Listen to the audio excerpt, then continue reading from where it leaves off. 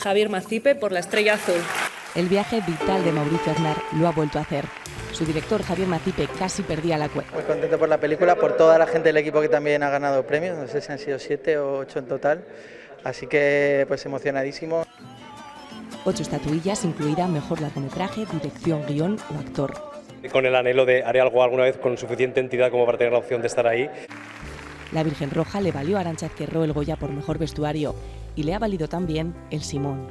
Nunca te lo esperas, ¿eh? O sea, siempre estoy nerviosa, las manos frías, todo, pero es muy bonito, sí.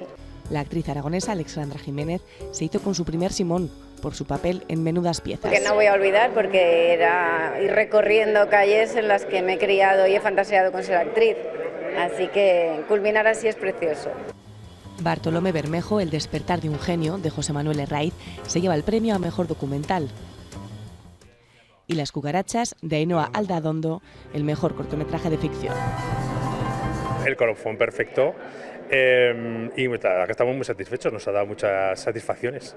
Es el hombre de la eterna sonrisa. El fotógrafo y cineasta José Antonio Duce, pionero del cine aragonés, ha recogido el Simón de Honor a toda su trayectoria.